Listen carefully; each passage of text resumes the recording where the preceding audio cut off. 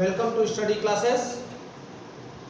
Physics के इस session में हम लोग गतिमान आवेश और चुंबकीय क्षेत्र के अंतर्गत वृत्ताकार धारावाही लूप या कुंडली के केंद्र पर चुंबकीय क्षेत्र की चर्चा करेंगे। इसके पहले वाले लेक्चर में आपने बायो-सावर्ट का नियम म्यू जीरो तथा एप्सिलॉन जीरो यानी निर्वात की चुंबकशीलता और निर्वात की विद्युतशीलता के बीच संबंध का अध्ययन किया।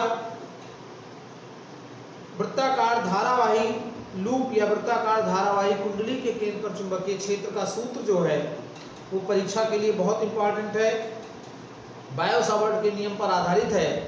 बायो-सावर्ट के नियम से किसी धारावाही चालक के कारण उससे कुछ दूरी पर स्थित किसी बिंदु पर चुंबकीय क्षेत्र की तीव्रता का जो सूत्र है B बराबर mu zero upon 4 pi I delta l sine theta upon r square, इसी सूत्र का प्रयोग यहाँ हम करके वृत्ताकार धारावाही लूप के केंद्र पर चुंबकीय क्षेत्र का सूत्र स्थापित करेंगे। एक अगर वृत्ताकार लूप है या कुंडली है कुछ इस तरीके से, जिसकी त्रिज्या हम मान लें कि r है, तो केंद्र हो गया और ये इसका रेडियस हो जाएगा r या a, कुछ भी मान सकते हैं। और हमको इसके केंद्र पर चुंबकीय क्षेत्र की गणना करनी है। तो अगर हम इसमें प्रवाहित धारा मान लें कि I है, I धारा ऐसे प्रवाहित हो रही है, यानी I होगी ये धारा I, ये धारा I हो जाएगी और ये धारा निर्गत धारा I हो जाएगी। अब अगर इसका एक अल्पांश लिया जाए डेल्टा L के कारण केंद्र O पर चुंबकीय क्षेत्र डेल्टा B क्या हो जाएगा, mu zero upon 4 pi I delta l sine theta upon r square. Theta जो है, अगर हम थीटा की बात करें, ये अल्पांश अगर हम ले रहे हैं तो इस अल्पांश के कारण जब हम थीटा लेंगे तो अल्पांश को केंद्र O से मिलाने वाली रेखा ये त्रिज्या हो जाएगी और त्रिज्या स्पर्श रेखा पर लंब होती है, यानी थीटा बराबर 90 डिग्री हो जाएगा। इसलिए डेल्टा B बराबर हो जाएगा mu zero upon 4 pi I delta l sine 90 upon r square. और साइन 90 की वैल्यू 1 होती है, तो आपका ये हो जाएगा mu zero upon 4 pi I delta l upon r square. इसलिए पूरे कुंडली के कारण O पर चुंबकीय क्षेत्र की तीव्रता B बराबर सिग्मा डेल्टा B। सिग्मा जब लेंगे माने इस तरीके के जितने अल्पांश हैं, ये हमने अल्पांश लिया था जिसकी लंबाई डेल्टा एल थी, जितने अल्पांश हैं जिनसे मिलकर ये पूरा वृत्ताकार लूप बना हुआ है, तो उन सब के कारण यानी I तो mu zero upon 4 pi I और sigma delta l upon r square. और सिग्मा डेल्टा एल माने सिग्मा डेल्टा एल मीन्स परिधि 2 पाई r। तो जब 2 पाई r रखेंगे तो ये हमारा हो जाएगा mu zero upon 4 pi I 2 pi r upon r square. r एक घात कट जाएगी, 2 पाई भी कट जाएगा, mu zero I upon 2r। ये B बराबर हुआ B बराबर mu zero I upon 2r। अब यहाँ अगर हम ये पूरे लूप की बात हो रही थी, यदि n फेरों की कुंडली है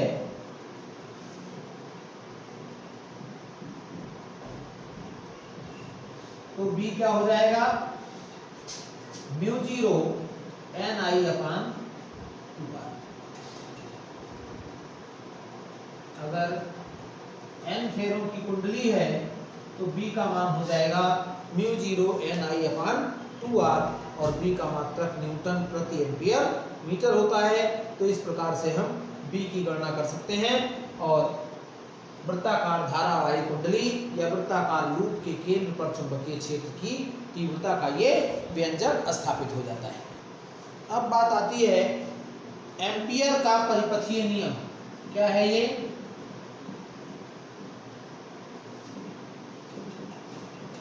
एम्पियर का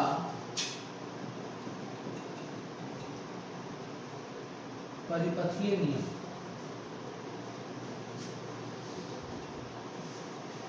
क्या होगा, जो गाउस की प्रमेय पढ़ाई गई, गाउस का नियम बताया गया कि किसी बंद पृष्ठ से या किसी गॉसियन पृष्ठ से बद्ध कुल वैद्युत फ्लक्स उसके भीतर उपस्थित आवेश का 1/ε0 गुना होता है। तो उसी प्रकार से एम्पियर का परिपथीय नियम है कि किसी बंद परिपथ की सीमा के अनुदिश चुंबकीय क्षेत्र B का रैखिक समाकलन यानी लाइन इंटीग्रल पथ द्वारा घिरी हुई नेट धारा I का म्यू जीरो गुना होता है। यानी B का रैखिक समाकलन उसके भीतर उपस्थित धारा I का म्यू जीरो गुना होता है। यानी जो एम्पियर का परिपथीय नियम है उसका स्टेटमेंट होगा कि किसी बंद परिपथ की सीमा के अनुदिश चुंबकीय क्षेत्र B का रैखिक समाकलन उस पथ के द्वारा घिरी हुई धारा I का म्यू जीरो गुना होता है। किसी बंद परिपथ की सीमा के अनुदिश चुंबकीय क्षेत्र B का रैखिक समाकलन उसके भीतर उपस्थित धारा का या उसके पथ द्वारा घिरी हुई नेट धारा I का म्यू जीरो गुना होता है। इसके अगर प्रूफ की बात करें तो अगर हम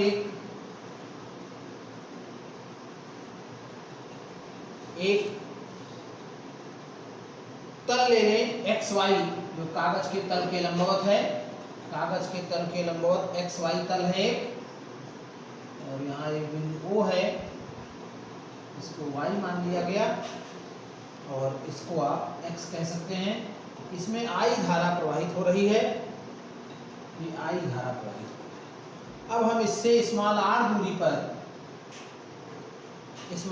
दूरी पर एक r त्रिज्या का वृत्ताकार पथ ले लिया जाए जिसका केंद्र O है, तो r त्रिज्या का ये वृत्ताकार पथ हो गया, यानी ये दूरी आपकी r हो जाएगी। और यहाँ पर एक बिंदु P है, तो P पर चुंबकीय क्षेत्र जब आप निकालेंगे तो वृत्ताकार धारावाही लूप के कारण चुंबकीय क्षेत्र पड़ चुके हैं, B और dl एक ही दिशा में हो जाएंगे। तो इस प्रकार से अगर हम केंद्र O पर चुंबकीय क्षेत्र निकालते हैं, वृत्ताकार लूप के कारण केंद्र O पर चुंबकीय क्षेत्र, अगर एक तार लेते हैं तो इस प्रकार से अगर हम इसके केंद्र पर चुंबकीय क्षेत्र निकालते हैं तो अभी आपने पढ़ा है B बराबर mu zero I upon 2r। लेकिन अगर हम इस तार की बात करें और तार से कुछ दूरी पर स्थित एक बिंदु P पर चुंबकीय क्षेत्र की तीव्रता निकाली जाए तो चुंबकीय क्षेत्र की तीव्रता B बराबर mu zero I upon 2πr हो जाएगा। यानी बिंदु P पर चुंबकीय क्षेत्र B बराबर mu zero I upon 2πr, एक समान सीधे तार से r दूरी पर स्थित बिंदु पर चुंबकीय क्षेत्र का मान ये होगा और ये सभी बिंदुओं पर समान होगा। इसलिए B dl का मान ले लिया जाए तो B और dl एक ही दिशा में है, इसलिए हम लिख सकते हैं mu zero I upon 2πr और dl और cos जीरो का मान आप एक जानते हैं, तो mu zero I upon 2πr, और इसको आप इतना लिख सकते हैं। और इसी का मान आप जानते हैं कि 2πr होता है, तो ये म्यू जीरो आई अपान 2πr इंटू 2πr यानी आपका म्यू जीरो आई हो जाता है। और यही एम्पियर का परिपथीय नियम है कि B और dl का यानी B का रैखिक समाकलन उसके भीतर उपस्थित धारा या पथ द्वारा घिरी हुई धारा I का म्यू जीरो गुना होता है। अब इस नियम का प्रयोग करके हम किसी वृत्ताकार कुंडली यानी ये कह सकते हैं कि किसी अनंत लंबाई के सीधे धारावाही तार के कारण चुंबकीय क्षेत्र की भी गणना कर सकते हैं। यानी इस सूत्र की भी उत्पत्ति इसी से हमारी हो जाती है। B का रैखिक समाकलन म्यू जीरो आई के बराबर है और dl का मान जो होता है वो 2πr होता है, रखेंगे तो B बराबर हो जाएगा म्यू जीरो आई अपान 2πr। और इस प्रकार से हम अनंत लंबाई के सीधे धारावाही तार के कारण चुंबकीय क्षेत्र की गणना एम्पियर का परिपथीय नियम लगाकर कर सकते हैं। तो इस प्रकार से अनंत लंबाई के सीधे तार के कारण चुंबकीय क्षेत्र हम किसी चुंबकीय क्षेत्र का जो सूत्र होगा वो ज्ञात किया जा सकता है। और उसके लिए बिल्कुल वही चित्र से आपका काम चल जाएगा। ये आई धारा हो गई, r दूरी पर एक बिंदु P है जहां हमको चुंबकीय क्षेत्र ज्ञात करना है। तो आप जानते हैं कि B चुंबकीय क्षेत्र हो गया और dl ये दोनों एक ही दिशा में हो जाएंगे एम्पियर के परिपथीय नियम से।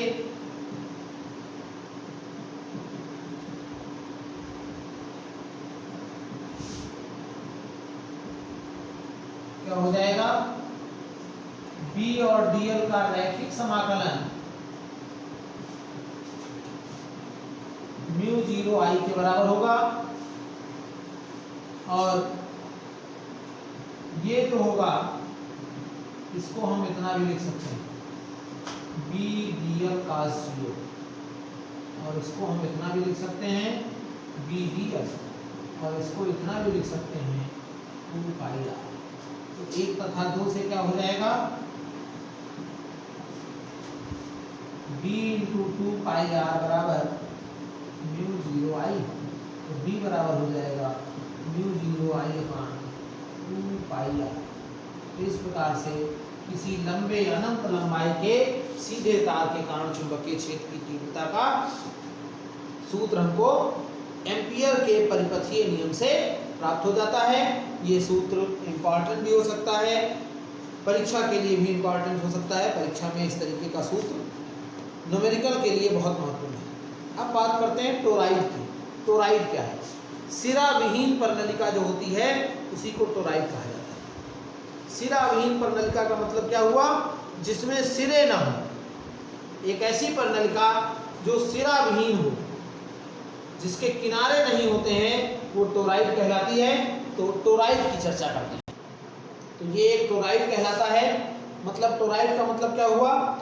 अगर एक वृत्ताकार खोखला छल्ला ले लिया जाए जिस पर किसी तार के अत्यधिक फेरे परस्पर पास पास लपेट दिए जाए, वृत्ताकार छल्ला ले लिया जाए और इस पर तार के बहुत ज्यादा संख्या में फेरे, माने बहुत अधिक संख्या में तार के फेरों को परस्पर पास पास समेत बहुत समीप समीप लपेटा जाए, तो यह एक ऐसी प्रणालिका भी हो सकती है जिसे बंद करने के लिए वृत्ताकार मोड़ दिया गया हो। माने कुछ ऐसी प्रणालिका हम कह सकते हैं जिसको बंद करने के लिए, सिरा विहीन करने के लिए वृत्ताकार मोड़ दिया गया है। तो अगर हम इसकी एकांक लंबाई में फेरों की संख्या स्मॉल n मान लेते हैं और इसमें प्रवाहित धारा I मान लें, तो टोराइड के भीतर चुंबकीय क्षेत्र उत्पन्न होगा और जो चुंबकीय बल रेखाएं होंगी वो सकेंद्रीय वृत्तों के रूप में होंगी।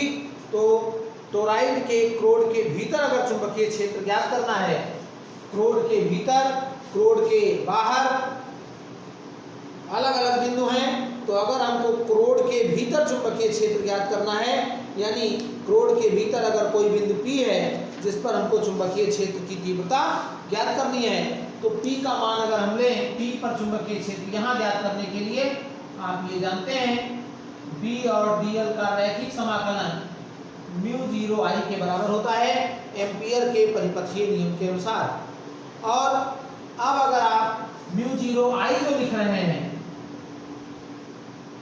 एकांक लंबाई में फेरों की संख्या स्मॉल n मानी गई है, तो जो आई का मान हो जाएगा 2 पाई n या 2 पाई a रेडियस हो गया इसका और इनटू n, और एकांक लंबाई में फेरों की संख्या यानी आई से गुणा हो जाएगा। तो आप ये कह सकते हैं कि जो वृत्ताकार पथ की लंबाई थी वो 2 पाई a हो गई और एकांक लंबाई में फेरों की संख्या n थी, तो ये n बराबर 2 पाई a n हो जाएगा। अब चूंकि i का जो मान है, i का मान आपको रखना पड़ेगा एम्पियर के परिपथीय नियम के अनुसार, और आप इसको लिख सकते हैं b into D I cos 0 mu 0 आई, और ये आपका हो जाएगा b और dl बराबर म्यू 0 आई और b ये हो जाएगा 2 पाई a और म्यू 0 आई। अब i का मान जब आप रखेंगे तो i क्या है, कुल धारा आपकी जो हो जाएगी वो इससे गुणा करने पर ही प्राप्त होगी। क्योंकि ये कुल फेरों की संख्या हो गई, तो जो कुल धारा का मान होगा वो यहाँ पर होगा 2 पाई a n i, यानी 2 पाई a कट जाएगा, b बराबर म्यू 0 n i।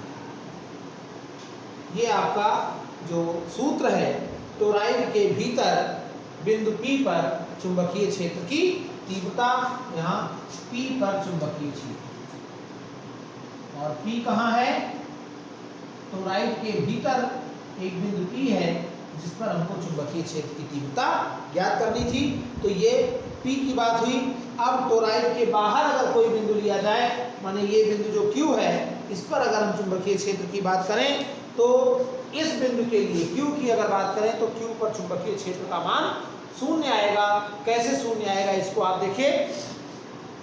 अगर बिंदु Q की बात करेंगे और Q से जाने वाला एक वृत्ताकार पथ खींचा जाए तो घिरे हुए फेरों में धाराएं परस्पर बराबर और विपरीत हो जाएंगी, और बराबर और विपरीत होने के कारण नेट धारा शून्य हो जाएगी। अगर हम Q से जाने वाला एक वृत्ताकार पथ खींचें तो जो धारा का मान होगा वो परस्पर बराबर और विपरीत होगा।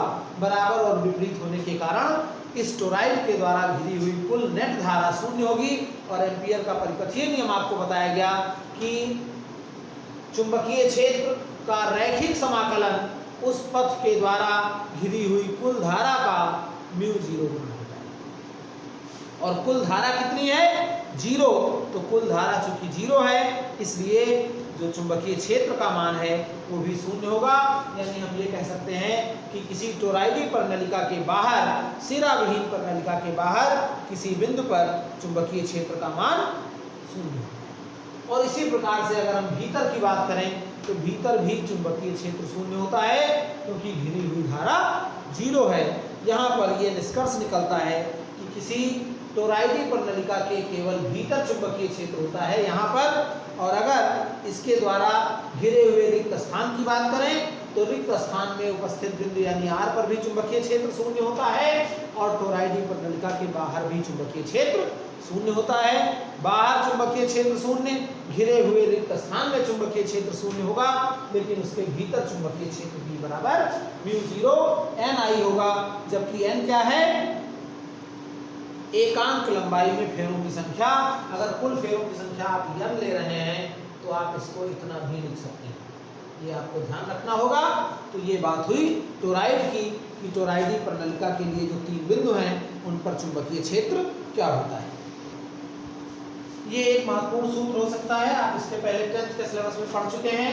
एक समान चुंबकीय क्षेत्र में गतिमान आवेश पर बल। अगर कोई चुंबकीय क्षेत्र है, एक समान चुंबकीय क्षेत्र है और उसमें अगर कोई आवेशित कण गति कर रहा है तो आवेशित कण जब गतिमान होता है तो उस पर एक बल कार्य करता है, और इस चुंबकीय बल को हम लॉरेंज बल कहते हैं। अगर कोई एक समान चुंबकीय क्षेत्र है और उसमें कोई आवेशित कण गति कर रहा है तो उस पर एक बल कार्य करेगा जिसे लॉरेंज बल कहते हैं। इस बल की दिशा चुंबकीय क्षेत्र की दिशा और कण के चलने की दिशा दोनों के लंबवत होती है। माने अगर चुंबकीय क्षेत्र इधर जा रहा है और कण की गति इधर है, तो जो चुंबकीय क्षेत्र और कण की गति दोनों है, इन दोनों के लंबवत होगा। तो इस प्रकार से हो जाएगा।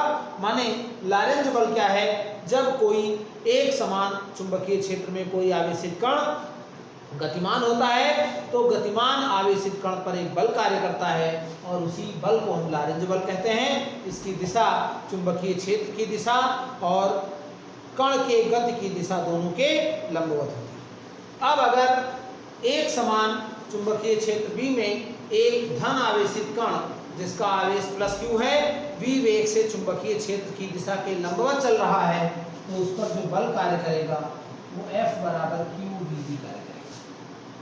लेकिन अगर इसके गति की दिशा चुंबकीय क्षेत्र के लंबवत न होकर उससे थीटा कोण पर है, तो F बराबर qvb sin थीटा हो जाएगा। यानी कहने का मतलब ये हुआ कि जो चुंबकीय क्षेत्र है, अगर हम ये चुंबकीय क्षेत्र मान रहे हैं तो जो गति की दिशा है वो ये गति की दिशा हो गई और जो बल होगा वो ऐसे होगा, v और b दोनों पर लंबवत। तो इस प्रकार से जब कोई एक समान आवेशित कण किसी एक समान चुंबकीय क्षेत्र में गतिमान होता है तो उस पर एक बल कार्य करता है और उस बल का मान F बराबर qvb sin थीटा होता है। इसे हम लॉरेंज बल भी कहते हैं। यहाँ पर एक महत्वपूर्ण स्थिति है कि यदि थीटा बराबर 0 तो F बराबर 0, यानी बल शून्य होगा। तो बल शून्य होगा मतलब क्या हुआ, चुंबकीय क्षेत्र की दिशा में ही वो गति करेगा। क्यों? क्योंकि उस पर कोई बल कार्य नहीं कर रहा है। कहने का मतलब ये हुआ कि चुंबकीय क्षेत्र B की दिशा वह दिशा होती है जिसके अनुदिश गतिमान आवेशित कण पर कोई बल कार्य नहीं करता है। जब थीटा 0 हो जाएगा तो चुंबकीय बल भी शून्य हो जाएगा, यानी गतिमान आवेशित कण पर कोई बल कार्य नहीं करेगा। हम ये कह सकते हैं कि जब कोई आवेशित कण चुंबकीय क्षेत्र की दिशा में करता है तो उस पर कोई बल कार्य नहीं करता है।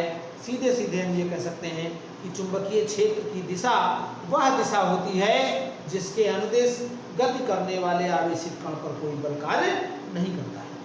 अगर हम यहाँ पर थीटा का मान 90 अंश ले लें तो F का मान अधिकतम हो जाएगा और अधिकतम मान qvb होगा। एक और महत्वपूर्ण बात है कि अगर हम v का मान 0 कर दें तो भी F बराबर 0 होगा। यानी अगर स्थिर कण है तो भी उस पर चुंबकीय बल कार्य नहीं करेगा। एक नंबर का बहुत महत्वपूर्ण सवाल है कि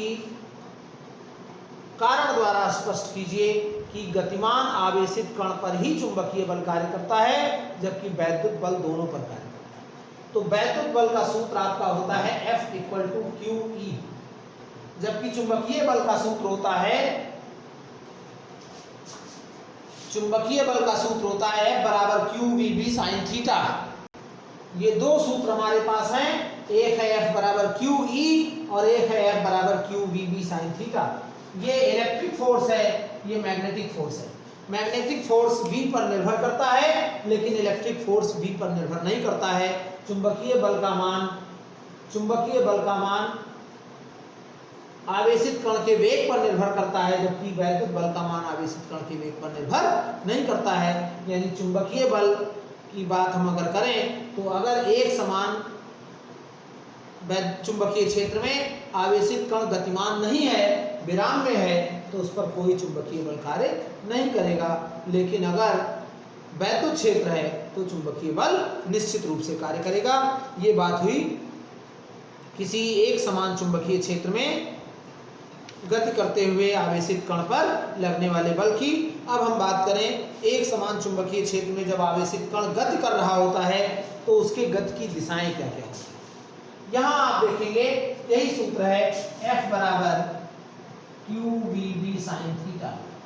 अब अगर थीटा का मान 0 अंश हो जाए, माने आवेशित कण चुंबकीय क्षेत्र के समांतर गति करे, तो F बराबर क्या होगा? 0।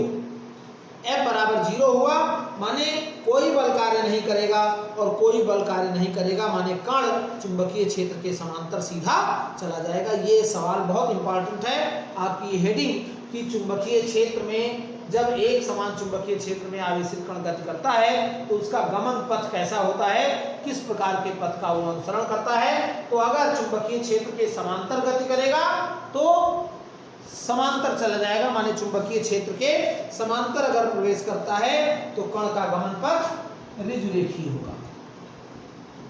समांतर गति करने पर ऋजुरेखीय पथ होगा, ऋजुरेखीय पथ।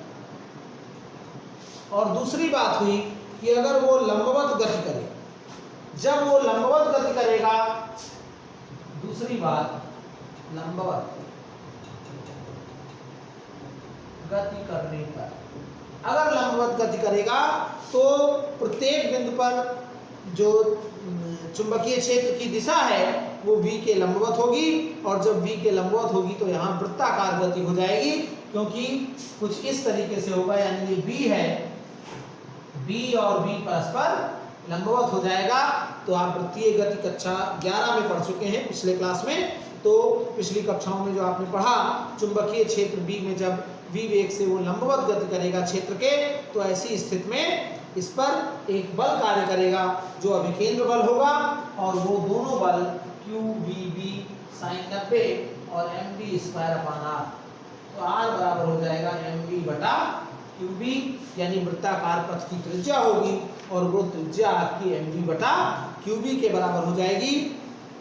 यहाँ से वृत्ताकार पथ की त्रिज्या आपको पता है, तो इससे आप आवर्तकाल निकाल सकते हैं। गति का जो, अगर हम उसको v वोल्ट से त्वरित करें तो गतिज ऊर्जा के पदों में भी हम r का मान निकाल सकते हैं।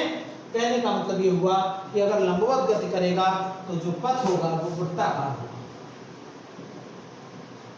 वृत्तीय होगा। और तीसरी बात, तिरछा प्रवेश करे, तिरछा प्रवेश करे तो कुंडलनीय होगा, कुंडलनीय पथ। और ये एक एक नंबर के 3 सवाल ये हो गए, कोई भी पूछा जा सकता है। अगर एक समान चुंबकीय क्षेत्र में कण क्षेत्र के समांतर गति करता है तो गमन पथ ऋजुरेखीय होगा, क्षेत्र के लंबवत गति करता है तो गमन पथ वृत्तीय होगा, और अगर तिरछा प्रवेश करता है, माने ना 0 ना 90 पर, तो उसका गमन पथ कुंडलनीय होगा। और ये तीनों सवाल महत्वपूर्ण हो सकते हैं आपकी परीक्षा के लिए। तो ये बात हुई, एक समान चुंबकीय क्षेत्र में कण का जो गमन पथ होगा वो कैसा होगा। 3 स्थितियां हैं, समांतर प्रवेश करता है कि लंबवत प्रवेश करता है या तिरछा प्रवेश करता है। यहीं पर हम बात कर लेते हैं एक समान वैद्युत क्षेत्र में आवेशित कण की गति की। अगर एक समान वैद्युत क्षेत्र में आवेशित कण प्रवेश करता है वैद्युत क्षेत्र के लंबवत, तो उसका जो गमन पथ होगा वो परवलयाकार होगा। वैद्युत क्षेत्र में लंबवत गति करने पर कण का गमन पथ परवलयाकार होगा, जबकि यहाँ पर लंबवत प्रवेश करने पर कण का गमन पथ वृत्ताकार। यानी ये आप ध्यान रखेंगे कि कण का गमन पथ अलग अलग होगा। चुंबकीय क्षेत्र में लंबवत है तो वृत्तीय होगा, जबकि वैद्युत क्षेत्र में लंबवत प्रवेश करेगा तो उसका गमन पथ परवलयाकार होगा। अब एक समान चुंबकीय क्षेत्र में धारावाही चालक पर बल के लिए एक सूत्र है, बहुत इंपॉर्टेंट सूत्र था ये, F बराबर QVB sin थीटा। अगर हम इस बल की दिशा की बात करें तो दाएं हाथ की हथेली का नियम नंबर 2 लगाकर हम दिशा ज्ञात कर सकते हैं। आपको कल एक नियम पढ़ाया गया था इसके पहले, दाएं हाथ की हथेली का नियम नंबर 1, उससे हम चुंबकीय क्षेत्र की दिशा ज्ञात करते हैं और इससे बल की दिशा ज्ञात करते हैं। यदि हम अपने दाएं हाथ के पंजे को इस प्रकार फैलाएं कि अंगूठा धारा की दिशा में हो और अंगुलियां बाह्य चुंबकीय क्षेत्र की दिशा में हो, तो चालक पर लगने वाला बल हथेली के लंबवत धक्का देने की दिशा में। हथेली का नियम नंबर 1 पढ़े, दाएं हाथ की हथेली का अंगूठा धारा की दिशा में हो और अंगुलियां बिंदु की ओर इशारा करें, तो जो धक्का देने की दिशा होगी वो चुंबकीय क्षेत्र की दिशा होगी। यहाँ क्या है, दाएं हाथ की हथेली का नियम नंबर 1, नंबर 2 जो है वो चुंबकीय बल की दिशा को दर्शाता है। अंगूठा अगर धारा की दिशा में है, फैली हुई अंगुलियां अगर चुंबकीय क्षेत्र की ओर इशारा करें, तो जो हथेली से धक्का देने की दिशा होगी वो चुंबकीय बल की दिशा होगी। इसकी सहायता से आप चुंबकीय बल बहुत आसानी से निकाल सकते हैं। यहीं पर फ्रेमिंग के बाएं हाथ का नियम भी आ जाता है। कि अगर हम इस तरीके से इन 3 अंगुलियों को फैलाएं और इनमें से ये अंगुली बी को प्रदर्शित करे, यानी चुंबकीय क्षेत्र को प्रदर्शित करे, ये धारा को प्रदर्शित करे, तो ये बल को प्रदर्शित करेगा। माने अगर हम बाएं हाथ की अंगूठे के पास वाली दोनों अंगुलियों को इस प्रकार से फैलाएं, ये 3 अंगुलियां हैं मध्यमा, 5 अंगुलियों के नाम कनिष्का, और इसको मध्यमा कहते हैं, इसको अनामिका कहते हैं, इसको तर्जनी, और ये अंगुष्ठा। तो अगर इन 3 अंगुलियों को इस प्रकार फैलाएं और ये धारा की दिशा को प्रदर्शित करे, ये चुंबकीय क्षेत्र की दिशा को प्रदर्शित करे, तो अंगूठा लगने वाले बल की दिशा को प्रदर्शित करेगा। इससे आसान नियम यह है दाएं हाथ की हथेली का नियम नंबर 2। अगर हम दाएं हाथ के अंगूठे और अंगुलियों को इस प्रकार फैलाएं कि अंगूठा धारा की दिशा को प्रदर्शित करे और अंगुलियां चुंबकीय क्षेत्र की दिशा में हो, तो हथेली से धक्का देने की दिशा बल की दिशा हो। ये बात इतनी हुई। अब हम अगले लेक्चर में गतिमान आवेश पर बल से धारावाही चालक पर बल की बात करेंगे। यानी अगर धारावाही चालक है तो उस पर बल का सूत्र क्या होगा, इसकी चर्चा हम अगले लेक्चर में करेंगे। आप इसका नोट्स तैयार करें, थोड़ा सा टॉपिक अलग है ये, इसलिए थोड़ा सा ध्यान से पढ़ेंगे। मैग्नेट वैसे भी थोड़ा सा कठिन माना जाता है। अगर आपने study classes bye Ajay Mehrotra को अभी तक सब्सक्राइब नहीं किया है तो हमारे चैनल पर बने रहने के लिए चैनल को सब्सक्राइब करके बेल आइकन को प्रेस कर लीजिए, ताकि इस पर आने वाले वीडियोस के नोटिफिकेशन आपको मिलते रहें और आप इनका बेहतर लाभ लेकर अपना सिलेबस तैयार कर पाएं। वीडियो को लाइक और शेयर अधिक से अधिक करें, वीडियो को शेयर करें। एक शेयर आपका बहुत महत्वपूर्ण है, इसलिए आप वीडियो को शेयर जरूर करें। धन्यवाद।